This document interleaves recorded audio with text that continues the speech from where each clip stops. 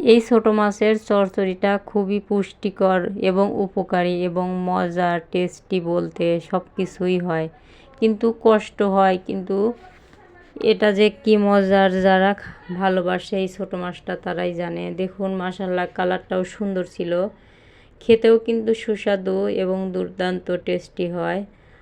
এই মাছটা সবারই পছন্দ, আমাদের তো খুবই পছন্দ। দেখুন, হ্যালো বন্ধুরা, আসসালামু আলাইকুম, welcome back to my channel Sharmin Khatun kitchen থেকে আপনাদের সবাইকে স্বাগত। তাহলে চলুন রেসিপিটি করে দেখাই। এখানে আমি পেঁয়াজ, মরিচ, ছোটো মাছ, তেল, আলু, পটল, মরিচের গুঁড়া, হলুদের গুঁড়া, ধনিয়া গুঁড়া, জিরা, যা যা লাগে সম্পূর্ণ জিনিস আমি এখানে রেডি করে নিয়েছি। মাশাআল্লাহ, এগুলো দিয়ে রান্না করলে অনেক মজা হবে, কারণ আলু বেগুন দিয়েও চচ্চড়ি করা যায়, খালি শুধু পেঁয়াজ দিয়েও চচ্চড়ি করা যায়। কিন্তু আমি এখানে তরকারি দেব, কারণ তরকারি দিয়ে খেতে মজার হয়, কারণ শুধুমাত্র মাছ দিয়ে তো আর ভাত খাওয়া যায় না। এই জন্য অনেকগুলো জিনিস দিয়ে নিয়েছি।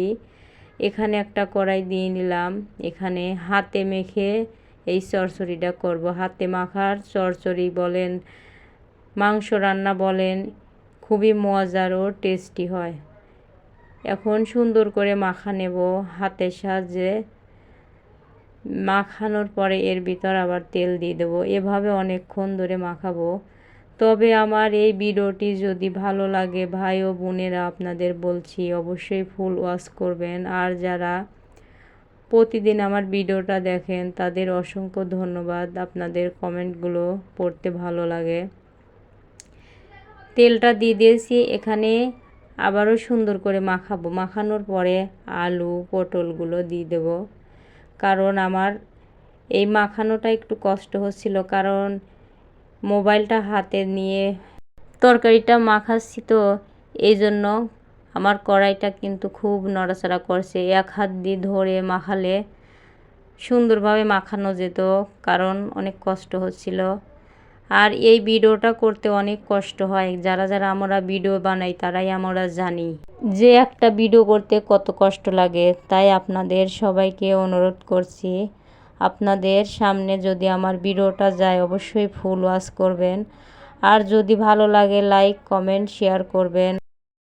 আর এখনও যারা আমার চ্যানেলে নতুন অবশ্যই সাবস্ক্রাইব করে পাশে থাকবেন। দেখুন মাখানো হয়ে গেছে, সুন্দর করে মাখিয়ে নিয়েছি। এখন মাছটা দিয়ে আবারও কিছুক্ষণ মাখাবো। মাখানোর পরে পানি দিয়ে চুলায় তরকারিটা বসিয়ে দেব। এভাবে মাখানোর যে মজা হয় তরকারি, কারণ এই রকম মাখানোটা আমার মা মাখিয়ে রান্না করতো। মায়ের হাতের তরকারিটা খুব মজার হতো। মারটা দেখেই কিন্তু আমি এই মাখানোটা শিখেছিলাম, কিন্তু সে দুনিয়ায় এখন বেঁচে নাই। এখন তাকে আমি সবসময় মিস করি, তার কথা মনে পড়ে।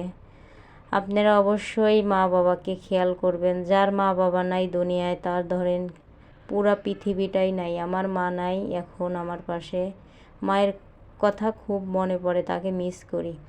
দেখুন চুলায় কড়াই দিয়ে ধরিয়ে দিয়েছি, বলক উঠে গেছে। এভাবে করে অনেকক্ষণ ধরে জাল করে রান্না করব। কিন্তু এই মাছটা চচ্চড়ি মানেই যদি একটু পোড়া পোড়া করেন সুন্দর হয়, কিন্তু তোমার ছেলেরা পোড়া পোড়া বেশি পছন্দ করে না, আপনার ভাইয়া পোড়া পোড়া পছন্দ করে। আমি অতটা পোড়া পোড়া করব না, সামান্য একটু ঝোল ঝোল রাখবো, আপনাদের দেখাবো, দেখবেন। মাশাআল্লাহ, সুন্দর একটা কালার আসছে। দেখুন কত সুন্দর কালার হচ্ছে, খেতে কিন্তু দুর্দান্ত স্বাদ এবং পুষ্টিকর একটা রেসিপি। ছোট বাচ্চারা এটা বেশি খেতে চায় না, এই জন্য আমি এর ভিতর তরকারিটা দিছি, কারণ আমার ছোট ছেলেটা এই ছোট মাছ খেতে পারবে না। তরকারিটা দিয়ে সে ভাত খাবে, তার চচ্চড়ি পছন্দ, কিন্তু ছোট মাছের চচ্চড়ি সে কাটার জন্য খেতে পারে না। এভাবে করে তরকারিটা আমার হয়ে গেছে। দেখুন আমি নামিয়ে নিয়েছি। মাশাআল্লাহ, সুন্দর কালার আসছে। এখন আপনাদের পরিবেশন করে দেখাবো। দেখুন কত সুন্দর হয়েছে, একটা প্লেটে উঠিয়ে নিচ্ছে, আপনাদের দেখাবো। তবে আমার এই ভয়েসটি যদি আপনাদের কাছে খারাপ লাগে অবশ্যই ক্ষমার দৃষ্টিতে দেখবেন। দেখুন প্লেটে উঠে নিয়েছি, সুন্দর একটা কালার এসছে, খেতেও দুর্দান্ত স্বাদ। অনেকেই কিন্তু আমরা এই মাছটা কাটা ধোয়ার জন্য খেতে চাই না, কিন্তু আমার তো মাছ কাটা ধোয়া খুবই ভালো লাগে। দেখুন হয়ে গেছে। অবশ্যই এভাবে আপনারা একবার হলেও বাসায় ট্রাই করবেন পটল আর আলু দিয়ে। মাশাআল্লাহ। তবে ভিডিওটা এই পর্যন্তই। আল্লাহ হাফেজ। আসসালামু আলাইকুম।